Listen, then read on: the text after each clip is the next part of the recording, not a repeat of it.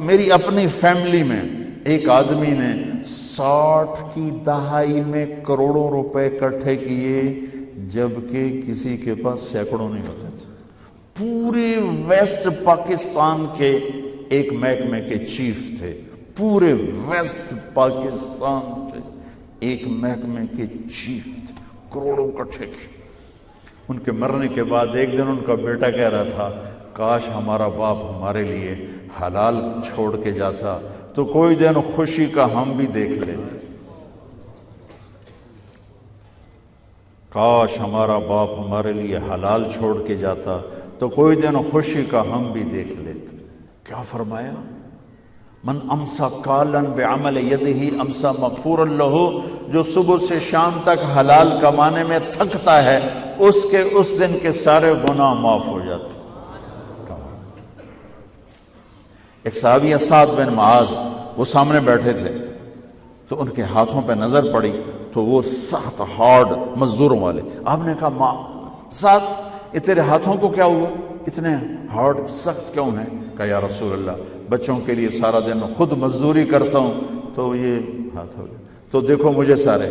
آپ نے سعد کا ہاتھ پکڑا اور سب کو دکھا کے اس کو ایسے چوما اور پھر فرمایا، بچوں کو حلال کھلاتے ہوئے جو ہاتھ ایسے ہو جائے گا اس پہ دوزخ کی آگ حرام ہو جائے گا۔ آپ دفتر جا رہے ہیں، حلال کما رہے ہیں، آپ جنت کما رہے ہیں۔ آپ بازار جا رہے ہیں، حلال کما رہے ہیں، آپ جنت کما رہے ہیں۔ آپ کھیت میں ہل چلا رہے ہیں، حلال کر رہے ہیں، آپ جنت کما رہے ہیں۔ اور یہ تھوڑا پیپر ہے، حلال تھوڑا ہوتا ہے، حرام زیادہ ہوتا ہے۔ یہ چھوٹا سا پیپر ہے، اس میں لیکن حلال میں برکت ہوتی ہے، حرام میں برکت نہیں ہوتی۔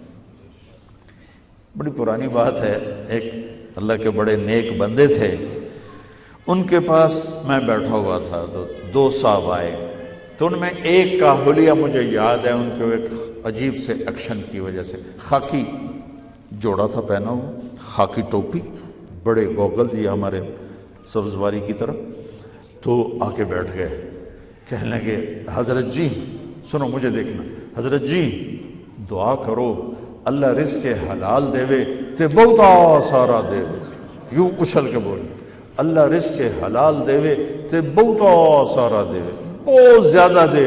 انہوں نے بڑے پولے منہ سے کہا، حلال تا تھوڑا ہی لبو، حلال تا تھوڑا ہی لبو۔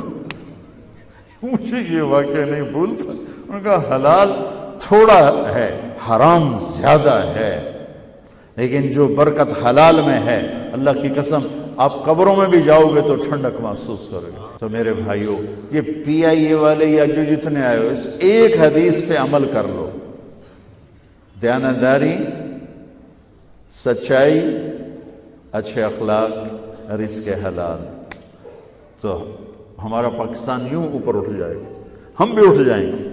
صرف ایک پی آئی اے کی بات نہیں، ہر ادارہ زندہ ہو جائے گا۔ ابھی تو صرف پی آئی اے والے نہیں بیٹھے ہوئے، ہر طبقے کے لوگ بیٹھے ہوئے ہیں۔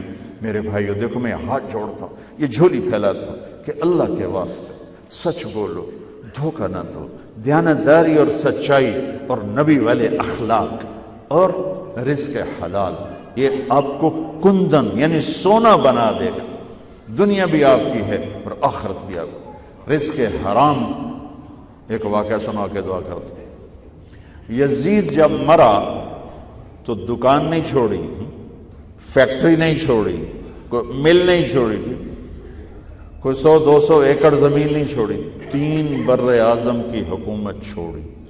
جوانی میں مر گیا، 42 سال کی عمر میں مر گیا۔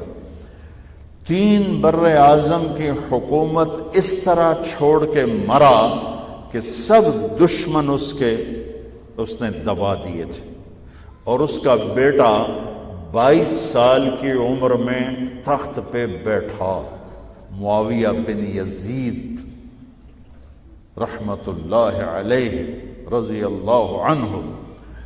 3 بر اعظم، جوڑیا بازار کی دکان نہیں ہے، کوئی ٹیکسٹائل مل نہیں، 3 بر اعظم کی حکومت پر بیٹھا، 22 سال کی عمر، ایک دشمن نہیں چھوڑا باپ نے، 40 دن کے بعد سارے خاندان کو اکٹھا کر لیا بنو امیہ، اور خطبہ دیا کہ لوگوں سنو، کان ابی جبارن، میرا باپ فرعون تھا، میرا باپ ظالم تھا، جبار، میرا باپ جبار ظالم تھا، اس نے تخت کے لیے آل رسول کا خون بہایا، اور جس تخت کے نیچے آل رسول کا خون ہو میں اس پہ لعنت بھیجتا ہوں، یہ ہے تمہاری حکومت، جس کو مرضی دے دو۔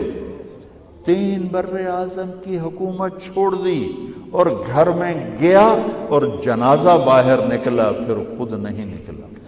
اس مراد اتنی خلوت میں چلا گیا، اتنی تنہائی میں چلا گیا کہ بس اپنے مسلح کو سنبھالا اور اللہ اللہ کرتے اپنے رب سے جا کے مل گیا۔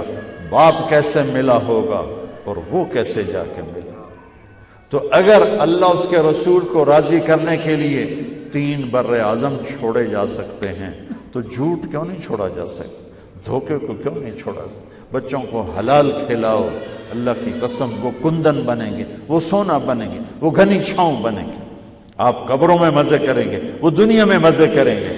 حرام اکٹھا کر کے ہم قبروں میں برباد ہوں گے، وہ دنیا میں برباد ہوں گے۔ تو بھائیو، اور کچھ نہیں تو یہ 4 باتوں کی نیت تو کر لو نا، کرتے ہو نا نیت اس کی؟